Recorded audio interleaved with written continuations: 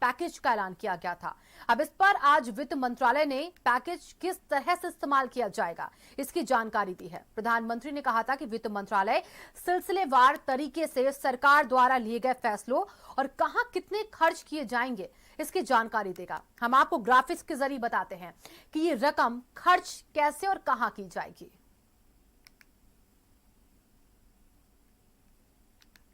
और देखिए, एमएसएमई को बूस्टर डोज मिला है। कुटीर लघु उद्योग के लिए कदम ये उठाया गया है और इसी के साथ देखिए, संकट में फंसे एमएसएमई के लिए 20,000 करोड़, 2 लाख एमएसएमई को इसका फायदा मिलने वाला है। छोटे उद्योगों को 1 साल तक ईएमआई से देखिए ईएमआई से राहत मिलेगी अब आगे, और एमएसएमई को ई मार्केट से अब जोड़ा जाएगा। यानी कि एमएसएमई को बूस्टर देने के लिए ये कदम उठाया गया, जिसमें आज वित्त मंत्री ने बताया एक एक करके हर चीज।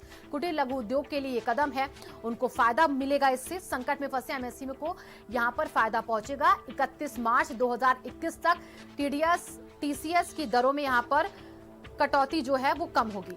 30 नवंबर 2020 तक आईटीआर दाखिल करने की तारीख है। विवाद से विश्वास स्कीम 31 दिसंबर 2020 तक अब बढ़ाई गई है। प्रोटैक्स पर यह बड़ा ऐलान हुआ है, नॉन सैलरी पेमेंट के लिए टीडीएस, और इसी के साथ देखिए स्पेसिफाइड रेसिप्ट के लिए अब टीसीएस का रेट 31 मार्च 2021।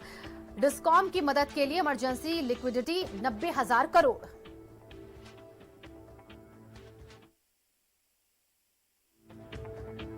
बड़े ऐलान क्या है? कारोबारी क्षमता के लिए देखिए यहां पर राहत के बड़े ऐलान है। 15,000 से कम सैलरी वालों की सहायता अब देखिए सरकार करेगी, ये बताया गया है आज। वेतन का 24% सरकार पीएफ में अब जमा करेगी। 24% जिम्मेदारी पीएफ की सरकार की होगी। बिना गारंटी 3 लाख करोड़ का loan.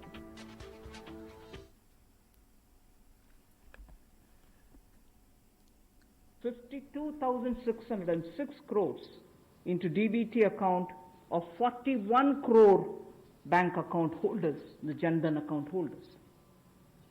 18,000 crore worth grain and pulse transfers happened, in which 48 lakh metric tons of wheat and rice have been distributed, costing 69 crores, to 69 crore account ration card holders. जो हमारे वृद्ध, विधवा, दिव्यांग हैं, उनको भी जनधन खातों में सीधा पैसे डाले गए। 500-500 रुपये, 1,000 रुपये उनको टोटल डाला गया।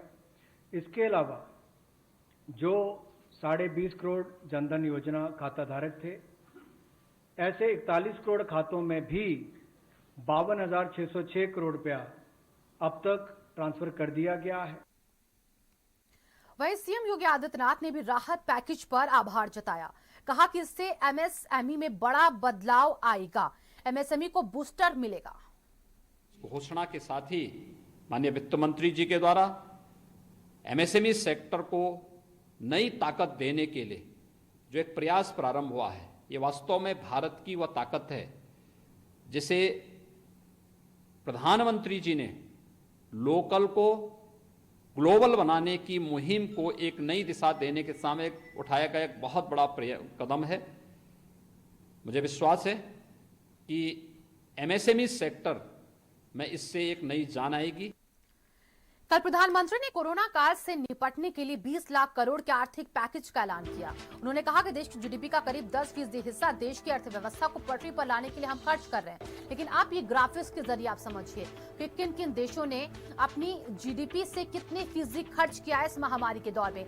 जापान ने 21.1%, अमेरिका ने 11%, भारत ने 10%, ऑस्ट्रेलिया ने 9.9%, कनाडा ने 8.4%। निश्चित रूप में जो वन डिस्ट्रिक्ट वन प्रोडक्ट है उसको बल मिलेगा।